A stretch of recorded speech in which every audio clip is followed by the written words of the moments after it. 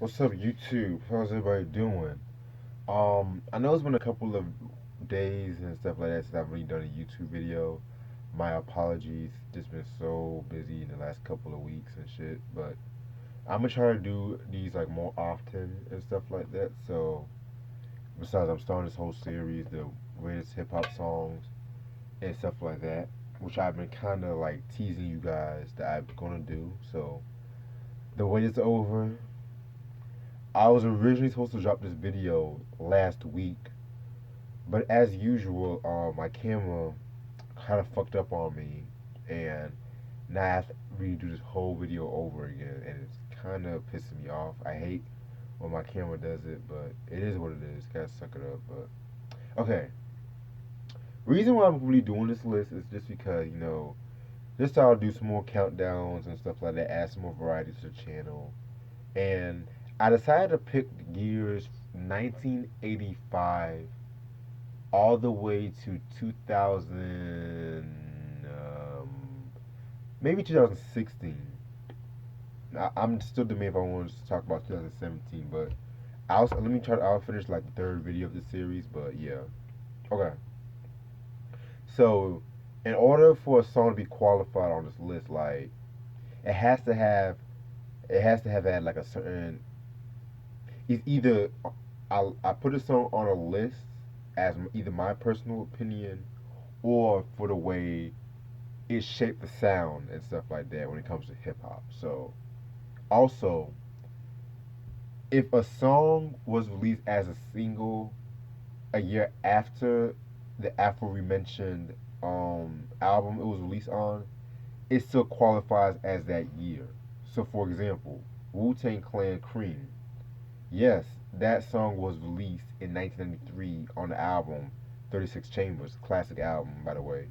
But the single was not released in 1994, so it qualifies as 1994 and shit like that. So, and by the way, I just spoiled my favorite pick from '94. So, yeah. So, and there you go. I'm gonna tell you my thoughts, how I feel like it changed the culture and shit like that. So, this episode I'm gonna do 1985 to 1992.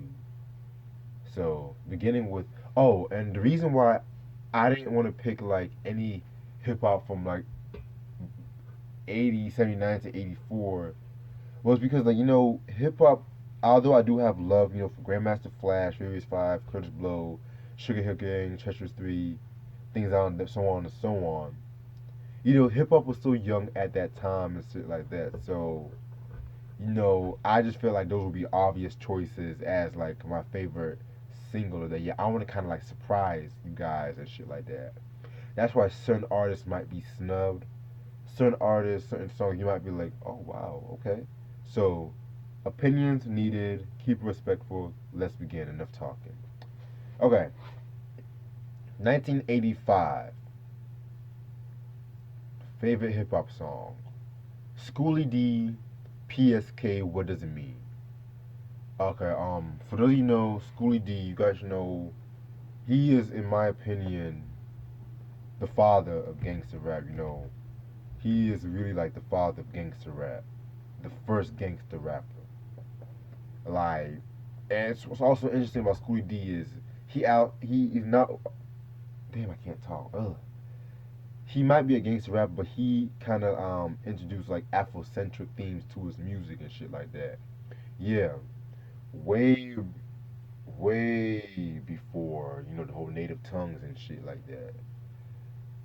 I don't know if he was really like the first rapper to really introduce Afrocentric themes, but he was among the first. I could be wrong, but let me know in the comments. But yeah, the reason why I picked PSK was because, well, PSK stands for Parkside Killers. This was a very groundbreaking song because it was like one of the first hip hop songs to reference, to say the word nigga in the song, had like graphic imagery about sex and gunplay and drugs. Like, and you gotta remember back in '85, hip hop was still relatively in that whole kind of like that whole party ish kind of era and stuff like that. But it was still slowly becoming like a major force because Run DMC's and the Def Jams and the Houdinis and stuff like that. So Yeah, very cool song. I love this song, PSK. Um, that song has been referenced by a lot of artists and shit like that. Most notably, Ice T. When he released 6 in the morning and shit, he said that he wrote that song after hearing PSK and shit. And even N.W.A.'s Boys in the Hood was influenced by that shit. So definitely a groundbreaker for its time. Nice way to start off this list. Schoolie D, PSK. 1986.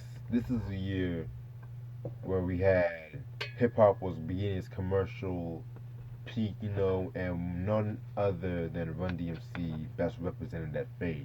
So 86, I picked Run DMC's My Adidas. Now this was a kind of a toss up because I really wanted to pick Walk This Way with Aerosmith, but I felt like My Adidas was more. It was more traditional, if you say, because that Walk This Way, we all know that's a cover, but because Run DMC, they were the first hip hop group to have an endorsement deal with Adidas and shit like that. So yeah, that was released in '86 and shit. And it was just a dope song. Like, I love that song. Like, definitely groundbreaking, another groundbreaking. It kind of like this song was kind of groundbreaking because right, you know how rappers these days, rappers like to flaunt what they got and shit like that. They were really like among the first cats to really do it, but they did it in a more, they did it in like a more, how can I put this, in your face kind of way and shit. Like, my Adidas, like, it's just, they want you to know we're rocking Adidas and shit like that. Sooner or later, y'all all be rocking Adidas. So yeah, definitely a groundbreaker. Love that song. Now this is where it's beginning to get more difficult. So 1987. 87. All right. So none other rapper in 87 influenced the genre more than Rakim. And back in 87, I consider him, KRS One, and Big Daddy Kane to be like the trinity of a new age of lyricism, if you ask me. Now, picking a favorite song from Eric B. and Rakim from '87 was very hard to do because of the fact that, let's be real, any song, almost all the songs off this could have been easily made the cut, but I chose Eric B. as president. Wait, scratch that. No, not Eric B. as president. I ain't no joke. I chose that one because this was really like the song that was like so monumental for its time. You know, he's not paying. Rakim's not really paying attention to making sure the crowd is hyped. He wants you to pay attention to his lyrics and how he progresses his lyrics and shit like that. I ain't no joke. Best explains like what he stands for and shit like that. I ain't no joke in the hip hop game. And excuse me, give me 1 second.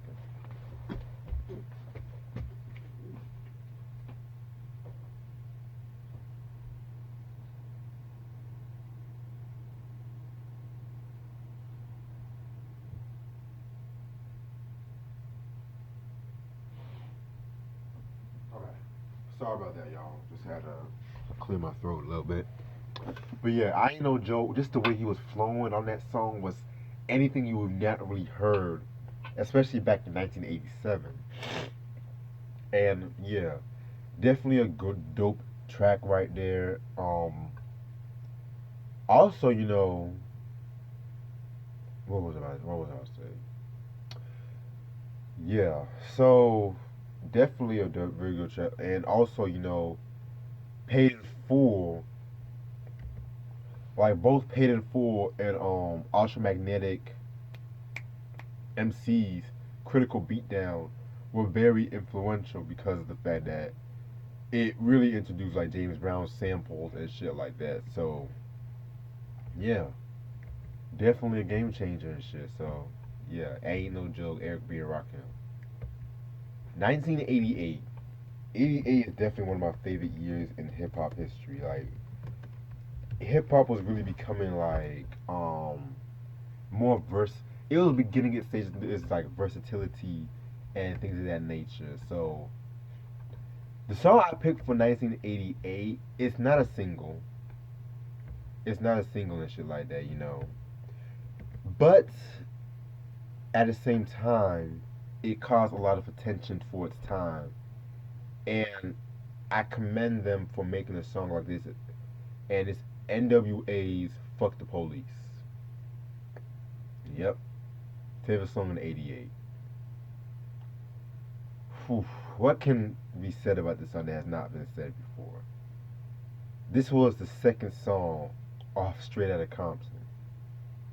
The second song, my nigga. And we all know the story like about fuck the police, you know. Basically fuck the police, you know. It came about after they were recording this Straight Outta Compton, and of course, you know, the cops was harassing them outside the studio. So Q wrote the song. He wrote the verse and shit like that. And yeah, it talks about, you know, racial profiling, police brutality, and you know they were really like the first cats to really talk about shit like that. You know, police brutality, and it's kind of crazy because you know this song was so controversial that the FBI sent them the letter, the infamous letter and shit like that, talking about if you perform the song, you know, you'll get arrested, yada yada yada, all that crap. But other than that, fuck the police represented the time when rappers used their art form as freedom of speech and shit in that nature, you know. The same year Straight Outta Compton was released was the same year that I think it was released weeks after Public Enemy takes Nation of Millions to Hold Us Down, which I want to definitely put Black Steel in the Hour of Chaos, but Fuck the Police I feel like spoke more to me, you know, things of that nature. So yeah. 1989. We are going to go to Long Island with my homeboy, um, Slick Rick, basically with Children's Story. Shit. Wait, scratch that. Scratch that. I think I made a mistake. Nah, he's from the Bronx. Excuse me, my fault. Wait, is he from the Bronx? Yeah, he was raised in the Bronx. Excuse me, I made a slight mistake, but yeah. So Slick Rick, Children's Story, 1989. This is one of the most. I feel like Slick Rick is definitely one of the most sampled artists, like in rappers and hip hop, next to Prodigy and shit like that. Because this song, Lottie Dottie, and the show has just been sampled like hip hop, R and B, pop, like. But back to the nitty gritty and shit. This song was essential because the fact like it made rappers were really. I mean, rappers were telling stories at that time, but it was like limited and shit like that. Slick Rick, he was really like the breakthrough hip hop storyteller and shit. So that's why like this whole song, like after this whole song was released, many rappers started telling more stories in their rhymes except for their usual braggadocio, I'm the freshest MC in the world kind of shit, you know.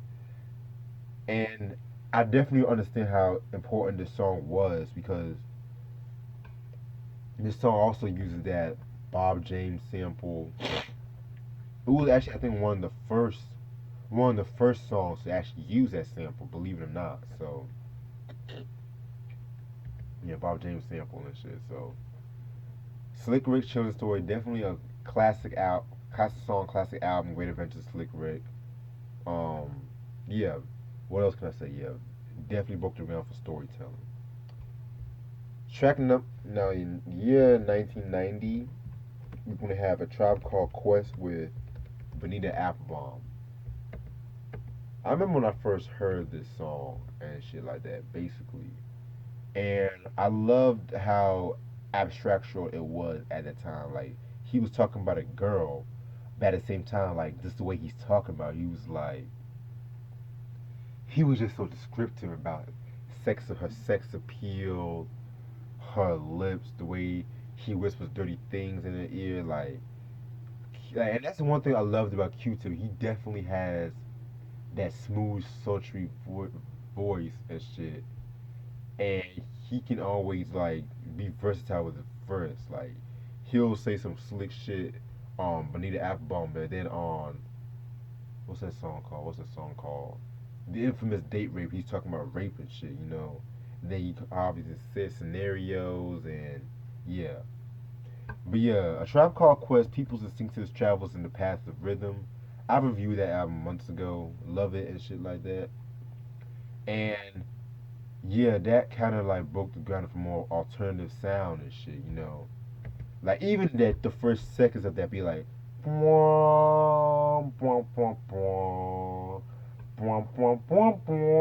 like definitely like you never really heard like jazz and hip hop in that measure, like, and people were like doing jazz rap at that time, but the way Tribe did it, it was just so developed. Like they incorporate like real bass lines and shit, which would bring me to my next um, which brings me to my next song from 1991. We still in Tribe Called Quest. Scenario. Wait, scratch that, scratch that, scratch that. Damn, I wanted to include that song, but that song came out in '92. You know what? I'm gonna put that scenario as like a little honorable mention for 91, 92. But the song I really want to talk about was definitely Check the Rhyme. I feel like that's a very good choice for favorite song of '91 because, like I said before, they basically when I was reviewing Low End Theory, they fired Red Alert. They hooked up with Chris Lightly. They kind of got like a disillusion, kind of like from the Native Tongues Loki a little bit, and they had more creative control. And one of the more creative controls were like they just basically wanted to like have more of a really jazzy bebop sound.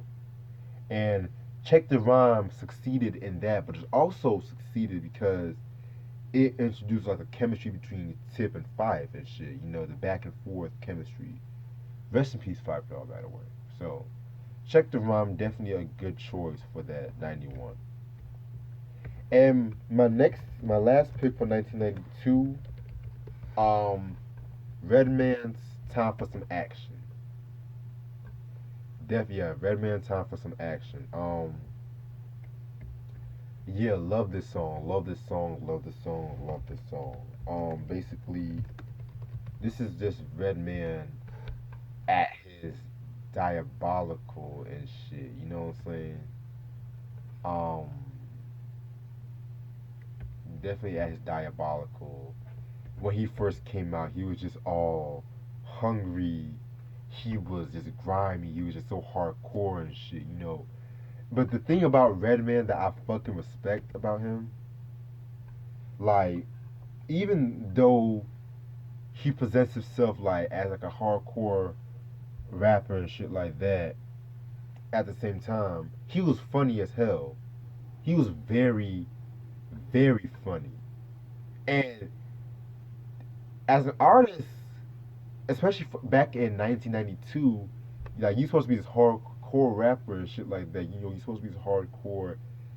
But like Redman, he'll say some shit like, "I lick to ass cheeks" or some bullshit. And Time for Some Action, which was really the first official song off What the Album, which I reviewed years back ago. Love the album to death. You know,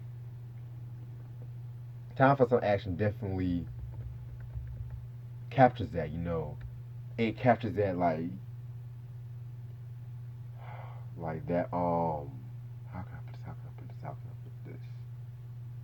Like you want to go outside, spray some graffiti on the wall and shit like that. But at the same time, like you entertained by how lyrically he stands and shit like that, you know. And basically, yeah, love that joint and shit. And Mike Tyson used that as introduction music for his first fight after he got out of prison and shit. So yeah, that should stand for something. If Mike Tyson's used your song as introduction music, especially back in his prime, yeah, you doing something right. But that's all the time I have for this episode. Comment and let me know what you like about this series. I'm definitely gonna do another episode probably next Friday. I'm gonna try to do it by next Friday. Definitely the goal. Definitely. Because I still gotta catch up on some reviews. I just finished writing out the review for the Doors album, and yeah, expect some reviews from cats like Jay Z, Kendrick Lamar. Got a Kendrick Lamar review coming. I got trying to finish up the De La Soul, and that's all I'm going to mention for right now. So have a good day, have a good night, wherever you are. Stay blessed, stay black.